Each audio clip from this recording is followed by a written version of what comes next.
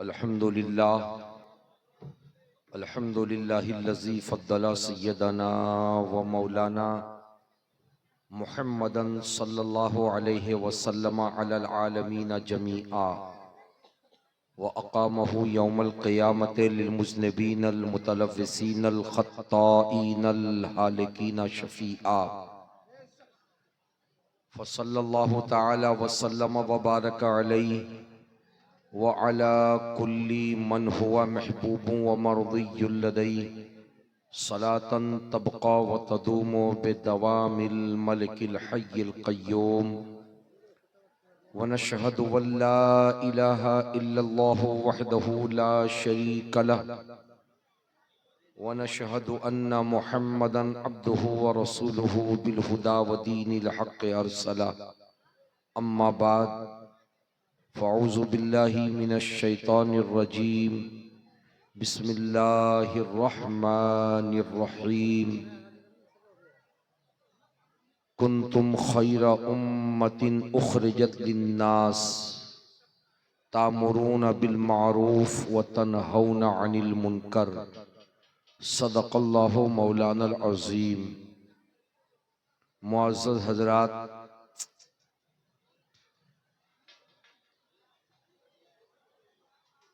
آج کے اس جلسے کے جو منتظمین ہیں مدرسہ حسینیہ صوفیہ فیضان رضا کے جو اساتذہ ہیں اور یہاں کی جو کمیٹی ہے، وہ سارے کے سارے لوگ اس منظر کو بھی دیکھے جو نعت خوانی سے پہلے کا منظر تھا، اور اس منظر کو بھی دیکھ رہے ہیں جو نعت خوانی کے بعد کا منظر ہے۔ ایسے میں ایک مقرر، ایک وقتہ کیا تقریر کرے گا؟ قوم کی بے حسی پر رونا آتا ہے۔ پورا کا پورا شامیانہ بھرا ہوا تھا،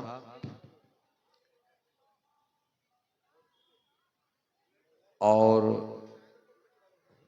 نعت خوانی سننے کے لیے جو لوگ آئے تھے، ابھی اگر 1 گھنٹے تک اور نعت خوانی کی جاتی تو وہ بیٹھ کے رہتے، لیکن تقریر کی جب باری آئی تو اٹھ کر کے چلے گئے۔ ایک بارگی مجمع سے اتنے لوگوں کا چلا جانا یہ عجیب و غریب معاملہ ہے۔ دیوبندیوں اور وہابیوں کے یہاں انہی باتوں کو لے کر جب تذکرہ ہوتا ہے تو وہ ہنستے ہیں۔ اس لیے کمیٹی کے لوگوں کو اور مدرسے کے ذمہ داران کو ایک مشورہ میں دوں گا کہ آئندہ سال سے جب جلسہ آپ کریں، دستار بندی کرنی ہے، جلسہ تو کرنا ہوگا آپ کو، تو پوچھ لیں یا تو مشاعرہ کر کے دستار بندی کروا لیں، صرف شاعروں کو بلائیں، مشاعرہ ہو، دستار بندی ہو جائے، یا پھر ایک دن مشاعرہ کر لیں، دوسرے دن صرف تقریر رکھیں۔ شروع سے اگر ایسا مجمع ہوتا نا تو ذرہ برابر فرق نہیں پڑتا۔ 5 لوگ بیٹھے ہیں شروع سے، کوئی بات نہیں، 10 لوگ بیٹھے ہیں، کوئی بات نہیں، یہ ہزاروں کی تعداد میں لوگ بیٹھے رہے اور نعت خوانی ختم ہوتے ہی 3 حصہ مجمع اٹھ کے چلا گیا، یہ افسوس کا مقام ہے۔ ایسے میں بنا بنایا جو موڈ ہوتا ہے نا ایک مقرر کا کہ اپنی قوم کو کچھ وہ دینا چاہتا، آج جیسے حالات بنے ہوئے ہیں، ہماری سنیت چاروں طرف نرغے میں آ گئی ہے۔ ہماری سنیت کو ادیان باطلہ چیلنج کر رہے ہیں۔ ہندوستان میں مسلمانوں کے حالات جتنے برے ہو رہے ہیں، ایک جلسہ ہی تو رہ گیا ہے کہ جس جلسے کے ذریعے ہم اپنی قوم کو کچھ بات بتاتے ہیں، انہیں کیسے رہنا ہے، کیسے زندگی گزارنا ہے، ماحول کا مقابلہ کیسے کرنا ہے، سماج میں اپنا مقام کیسے بڑھانا ہے۔ تو جب ایک موقع جلسے کا آتا ہے، اسی جلسے میں ہماری قوم کے نوجوان ایسے بھاگتے ہیں کہ معلوم ہوتا ہے کہ بارش خوب تیز آ رہی ہے آندھی طوفان کے ساتھ، کہ اب اگر ایک لمحے کے لیے ٹھہر گئے تو مکمل شرابور ہو جائیں گے، بھیگ جائیں گے، یا انہیں کوئی دوڑا رہا لاٹھی ڈنٹا لے کر اگر بیٹھے رہیں گے تو ڈنڈے ان کے اوپر برسنے لگیں گے۔ یہ بہت افسوسناک مرحلہ ہے۔ بہرحال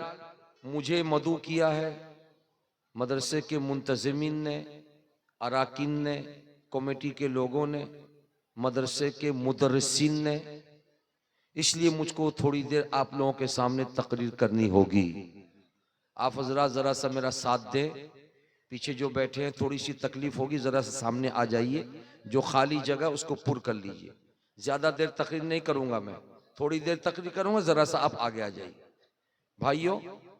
ذرا سے اٹھ کے آ جائیے، جاڑے کا موسم ہے، کوئی بات نہیں، بیٹھیں گے انشاءاللہ 5-10 منٹ کے اندر اندر، پھر آپ کے بدن کے اندر حرارت پیدا ہو جائے گی، گرمی کا احساس ہوگا۔ آ جائیے بھائی، آ جائیے، ماشاءاللہ۔ اور میں تو سمجھتا ہوں کہ ہماری عوام اکیلے مجرم ہے، ہمارے ممبر شریف کا بھی حال ویسا ہی ہے، کھچا کھچ بھرا ہوا تھا، کھچا، ارے کیا بنگلہ بولے بھائی، یہ ممبر شریف کا بھی ماحول ویسا ہی تھا، بالکل کھچا کھچ بھرا ہوا تھا۔ میں سمجھتا تھا رائے گنج پڑھے لکھے لوگوں کا علاقہ ہے، اب پڑھے لکھے لوگ بہت سنجیدہ ہوتے ہیں، لیکن یہ علاقہ بھی ویسے ہی لوگوں کا سمجھ میں آ رہا ہے کہ جہاں پڑھے لکھے اور سوجھ بوجھ والے لوگ کم ہیں۔ اور ہم لوگ جب آپس میں بیٹھتے ہیں نا، اس پر ہم لوگ تبصرہ کرتے ہیں کہ آخر اس ماحول کو کیسے سدھارا جائے، جو لوگ نعت خوانی سن کے بھاگنے لگتے ہیں۔ کسی علاقے کا تو یہ حال ہوتا ہے کہ 2-4-10 لوگ بیٹھتے ہیں، باقی سب بھاگ جاتے ہیں، تو لاسٹ میں نتیجہ یہی نکلتا کہ جہالت جوں بڑھے گی تو یہ ماحول بنتا جائے گا۔ ابھی ضرورت اس بات کی ہے کہ آپ مسجدوں سے قریب ہوں، اپنے علماء سے قریب ہوں، دین سیکھیں، مذہب سیکھیں، قرآن سیکھیں، علم سیکھیں، اپنے آپ کو ایک اچھا مسلمان بنائیں۔